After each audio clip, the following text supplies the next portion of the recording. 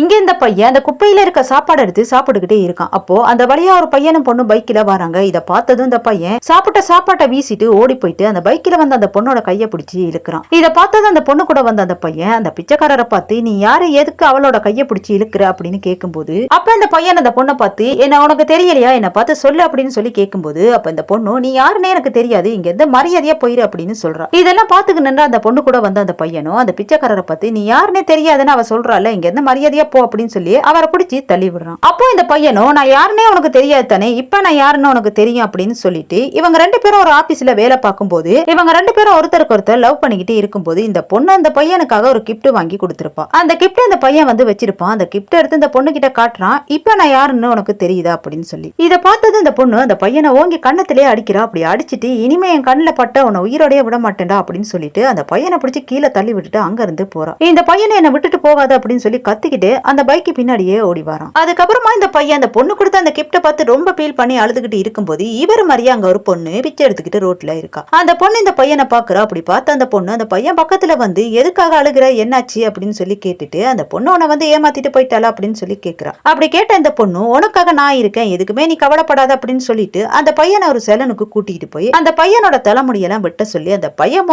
எப்படி இருந்தானோ அதே நிலைமைக்கு அந்த பையனை இந்த பொண்ணு கொண்டு வரா. இந்த பொண்ணு அந்த பையனுக்கு சாப்பாடெல்லாம் ஊட்டி விடுறா. இப்படி இந்த பொண்ணு பாத்தீங்கன்னா இந்த பையனுக்காக தன்னை வந்து அழகா மாத்திக்கிறா. இப்படி அவங்க ரெண்டு பேருக்குள்ளேயும் ஒரு நட்பு உண்டாகுது. இந்த பையனும் பழையபடி அவனோட ஆபீஸ்ல வேலை பார்த்துக்கிட்டு இருக்கும்போது அப்ப இந்த பையனை ஏமாத்திட்டு போன அந்த பொண்ணு இந்த பையனை தேடிக்கிட்டு ஆபீஸுக்கு வந்திருக்கா. அவளுக்கு பாத்தீங்கன்னா கொஞ்சம் பைத்தியம் பிடிச்ச மாதிரி இருக்கா. இந்த பையனும் இந்த பொண்ணை பார்த்ததும் என்னாச்சு நல்லா தானே இருந்த அப்படின்னு சொல்லி கேட்கிறான். இந்த பொண்ணு என் கூட இருந்த அந்த பையன் வந்து என்னை ஏமாத்திட்டு போயிட்டான் எனக்குன்னு யாருமே இல்ல நான் தப்பு செஞ்சுட்டேன் என்ன வந்து மன்னிச்சுக்கங்க என்ன ஏத்துக்கோங்க அப்படின்னு சொல்லி கெஞ்சி கேட்கிறான். அதுக்கு இந்த பையனும் நான் உன்னை நினைச்சு ரோட்ல பைத்தியமா கிடந்தப்போ என்னை பழைய நிலைமைக்கு கொண்டு வந்த அந்த பொண்ணு கடைசி வரைக்கும் எனக்கு மனைவியா இருக்கணும்னு சொல்லி நான் ரொம்ப ஆசைப்படுறேன் அதனால நீ இங்க இருந்து வெளியே போகலாம் அப்படின்னு சொல்லி அந்த பொண்ணை வந்து அங்க இருந்து அனுப்பி வைக்கிறாரு. இந்த வீடியோ பத்தி நீங்க என்ன நினைக்கிறீங்க கமெண்ட் பண்ணுங்க. பிடிச்சிருந்தா லைக் பண்ணுங்க.